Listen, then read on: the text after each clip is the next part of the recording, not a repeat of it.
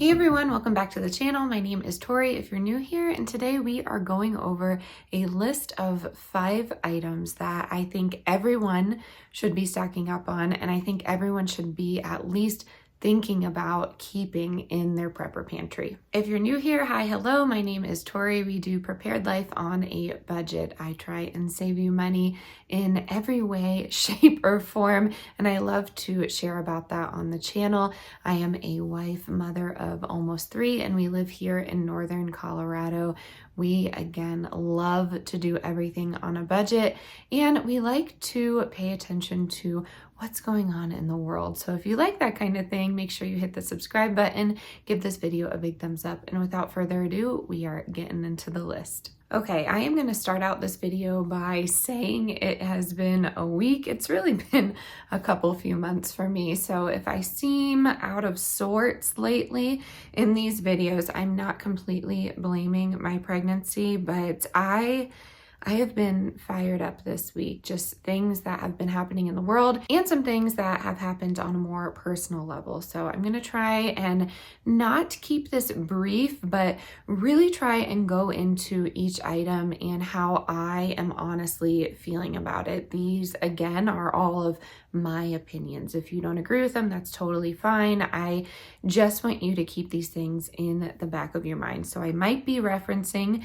some current events that have been happening. So if you're okay with that, we are going to continue. Typically, I don't do that, but let's talk about it. So number 1 on my list is water. I am stocking up on water every single week. I know a lot of you are too.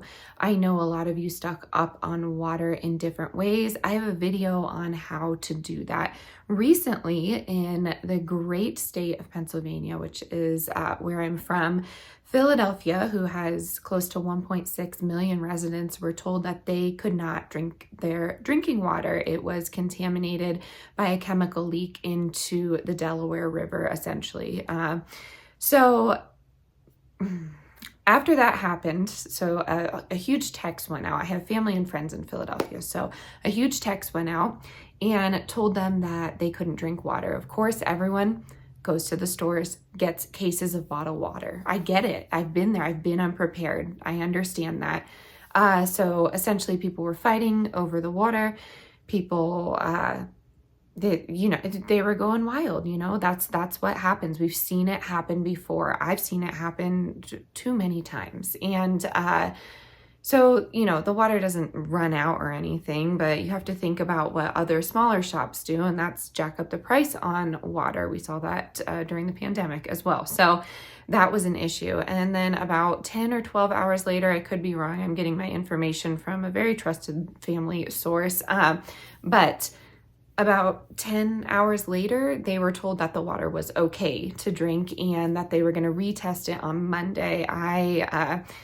It's Tuesday night when I'm filming this. You will probably see this Wednesday if I can get it edited, but I don't know if it passed the test. I don't know if it didn't pass and they say it did, but if someone can contaminate water for 1.6 million people, it really makes you think about it. And I am far from Philadelphia right now, but and moral of the story, we are all close to ways that can have our water contaminated, our food contaminated, a lot of different things contaminated. So I don't know, I kind of saw it as up above moment when I saw some IBC totes being sold on Facebook Marketplace for $40. So I contacted that person. They contacted me back. We are in the same duck group of Colorado because we own ducks if you're new here.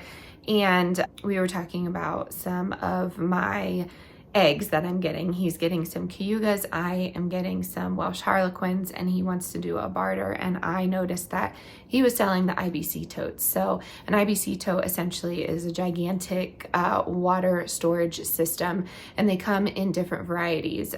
They hold different kinds of things in them. It doesn't just have to be water, but it's great for a prepper because you can hold large amounts of water in there. It can be drinking water, it can be gardening water, it can be gray water, It just really depends on what you're using it for. But the key with those IBC totes is what was stored in it previously. And there was no chemicals stored in it. He was just using them for water on his farm. He has recently downgraded his farm and well, scaled down, I think is a better term for that. And he's getting rid of them. So he has 20 to get rid of. So we are gonna trade off if it's a good feeling. We all know my husband works in law enforcement. So sometimes you can call on law enforcement to do like a Facebook meetup. If you wanna do it that way, I'm not gonna bother my husband for that, but he is going to go with me on his day off, and we're gonna grab an IBC tote in exchange for a bunch of duck eggs we're getting a ton, and we've been saving them because we can't bake enough with them. So we're excited for the, I guess, spring season when we can get our little farm stand out and start bartering or selling those eggs. But that's besides the point. I am looking into the IBC tote. So not only am I stocking up on water this week, but I'm stocking up on a larger way to store this water. Some people can collect rainwater in them. We've been over it on the channel here. If you're new here, I'm in Colorado. It never rains. It's not worth it. It's not enough to take that water, that rainwater, and it's technically illegal if you want to go down that route, although I have some opinions on that as well. On the subject of water, I also got purification tabs. You can get them just about anywhere. You can get them on Amazon. If you trust it, you can get them at your local feed store, which is where I get them because I'm trying to support local. So number one on the list is water. It should always be number one. And water's tricky for prepping situations and food situations. I personally believe it's the hardest thing to store long term. That's just me though. Unless you live next to a creek, then yeah, I mean, and even with that, there could be contaminants in that. So go get yourself some water. That is number one, and that is important. Number two, seeds, and not just any seeds, heirloom seeds. It's very important to collect heirloom seeds. If you didn't know, most varieties of heirloom seeds, you can save the seeds from your grow season and replant if you save them in a proper way. If you want to see seed saving, I could probably do that video in the fall for you. I can't really do it right now because I don't have any seeds to save. I can show you my little seeds stash, but heirloom seeds are really important to collect right now.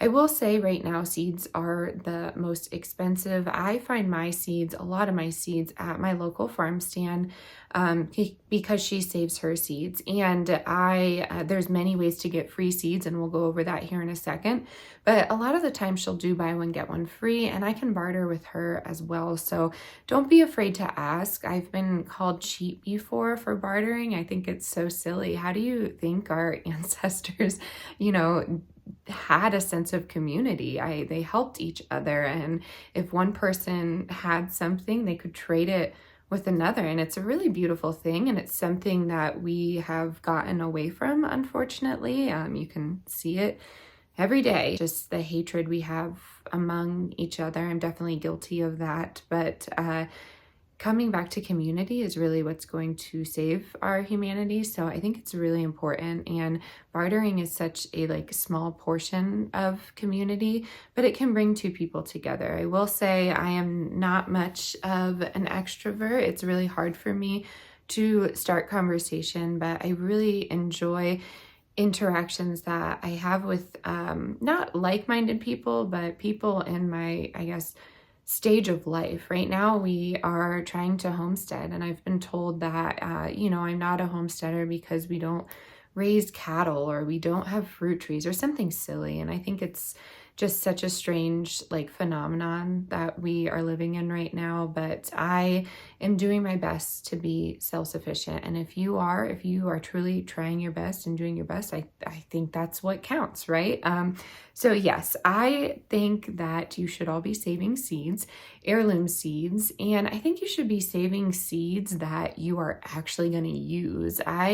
When I first started saving seeds, when I first started buying them, I bought all these strange varieties of different veggies that we're never going to eat or different fruits that we're never going to eat. We really don't like okra, and I bought a bunch of it. And I only like okra from one restaurant. They fry it and have a homemade Cajun remoulade, and I just can't replicate it. So I have all these okra seeds, and I went ahead and traded them for bean seeds last year. And now I don't have okra seeds, but I have extra bean seeds. And if you're new here, we love beans. So yes, that is one example.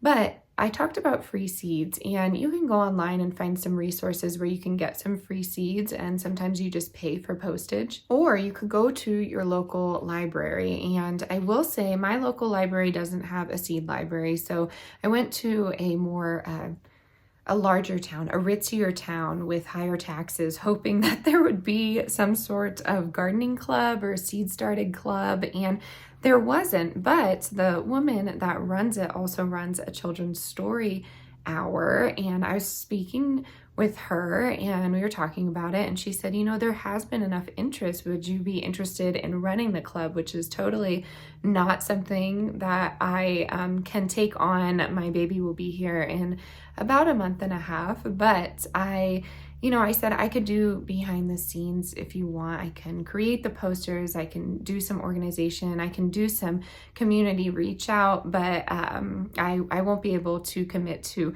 going to each seed meeting, if you want to call it that. But a lot of local libraries have seed libraries. So a lot of the time you can bring your own seeds to the library and trade. I would not show up empty-handed. I've seen people do that, and that's a little iffy because then you're getting things for free. But this is more of a bartering system like I was talking about with community. So that's an option as well if you can't find something online. If you are new to seed starting, just email me and I will try my best to walk you through it. Although things are different in every single element. If you are in a different place in the world, if your climate's different, your soil's different, your everyday walk of life is different. I will try and help you, but I am no expert. I just grew up with my family gardening, and I picked up on some things throughout the years here in Colorado. So that was number 2 on the list. Number 3 on the list, we talked about it before, and some of you said you've never heard of a glass shortage, and I didn't either.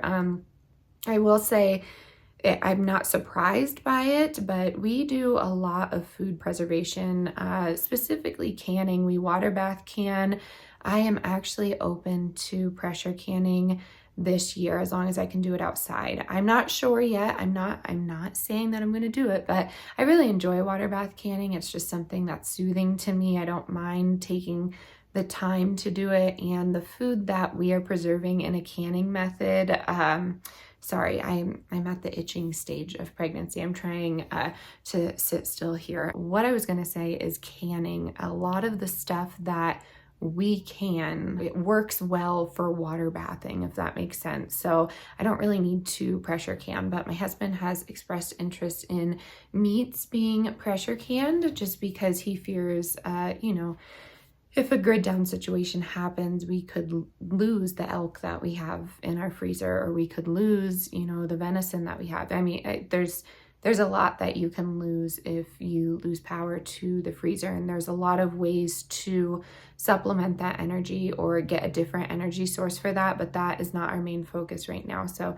he was interested in canning meats. I decided that maybe I could walk him through that, but I'm not sure. He's also interested in keeping quails for meat birds, and if you're new here, I have been an on and off vegetarian vegan for a long time. I will say I'm eating fish now, but I don't know if I'm okay with that. We'll have to see. That would be a his project type of deal, and yeah, he's busy, so we will see. But leading us back to mason jars. We need them because we preserve a lot of our veggies, and this year's veggie plan is bigger than any year we've ever had, and I like to use jars around the house. We have a ton of mason jars. We plan to move back to our home state of PA, and I fear the move not because of the food storage, but because the amount of jars that I have, I don't want to leave them here. So yes, I fear that move because that's going to be challenging. Next on the list, vinegar and salt. We use vinegar a lot to preserve food,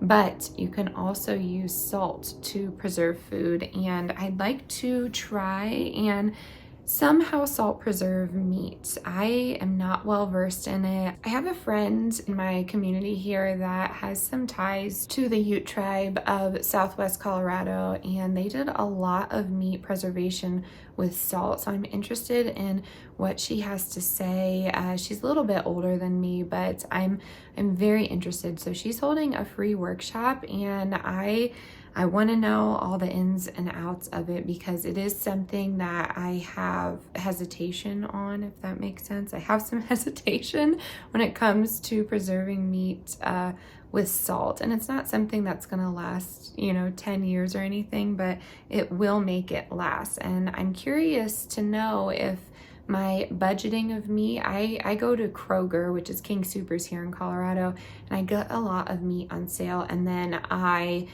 put it in the freezer, forget about it, and use it, 6 months down the road. And I want to know if I can do that, or if it's just for game meat, or if it's just for, meat that you hunt on your own. So if any of you know anything about preserving meat with salt, I would love to know, or any food for that matter, I'd love to know. But again, vinegar we clean with all the time. I clean with vinegar all the time, every day. And then I also can with it. So vinegar and salt, that's another one that we all need to be stocking up on. I will say I haven't really found too big of a price increase in vinegar. I can still afford it, so that's okay. And then last on the list, this was one that had me fired up this week, so I hope you don't mind. I'm going to indulge the comment. Liquor. I'm stocking up on liquor. Obviously not to take shots in my 3rd trimester of pregnancy, but I like to make tinctures. And if you've been in here a while, you know that I like to do that. I like to make rose tinctures, and I shared that short recently. And I will say, when it comes to my shorts comments, I do delete them pretty quickly if they're negative, because those are drive-by comments. But if you are not informed on tinctures, if you're not informed on a subject, you really shouldn't speak about it in an emotional way. I think we can learn a lot from that statement. So I think people are misinformed. When I'm making a tincture, it takes whatever herb or whatever concoction that you're putting in that 100 proof alcohol. I just buy whatever's on sale. I prefer an organic alcohol, but if it's Smirnoff, it's Smirnoff. And then it sits on my shelf for 6 months. It really depends on what blend you're doing, but let's talk about roses here. And I take it for anxiety, but I'm not taking shots of rose 100 proof liquor. There is more alcohol in orange juice than there is this tincture that I'm making. You take small doses of it, micro doses, if you will, in a different sense. And I really think, I didn't know. I didn't know how misinformed people were. But no, you don't take shots of your tinctures that could kill you if you do the wrong concoctions. But yes, I'm stocking up on liquor. It was buy one, get one free. It was in Boulder, which is quite a ways away. I found it in the budget. I knew it was going to be on sale 2 months ago, and I planned for it. And if you know me, I'm not a planner. I wing it most of the time, but when it comes to prepping, I try and be organized, and I try and be prepared to prep, if that makes sense. When it comes to my prepper pantry, these are probably the top 5 things that I am preparing for. I'm keeping in the back of my mind. I'm planning for when they go on sale. Again, I am the cheapest person I will never buy something full price. So I encourage you to do the same. Stay informed. Stay informed about your area. Stay informed about the local politics in your area. Yes, that is my list for you tonight. I know I went on for, 24 minutes, but I needed someone to talk to this week. And that's what you all are for, right? But anyways, I'm hoping this list was helpful for you. I'm not saying go tomorrow and go grab all these things. Maybe think about it as a priority to take one per month. Look at water that month and maybe buy a jug a week. It's better than nothing. I said it in the last video. For seeds, I suggest waiting to the fall, and heirloom is key. If you can't buy heirloom, think about some vegetables that you are buying at the grocery store. I hope you can take this list and implement it in your daily preps, monthly preps, yearly preps, however you do it. But be prepared, because there's some strange things happening in the world right now, and it's important for you to stay informed. Food and water are our life force, obviously, and if it's tampered with, then that's an issue. So I'm gonna wrap it up here. As always, stay adventurous, stay creative. Please subscribe if you're new. We're not always huge talkers on here. We're super fun, I promise you that. I do have a very dry sense of humor, so if you ever think I'm being sad or negative, I promise you I'm not. This is just my demeanor, my strange sense of humor, we shall call it. So again, subscribe if you're new, like this video if you enjoyed it, and give me some conversation down in the comments. I would love to chat with each and every one of you. I hope you all have a good night. See you later.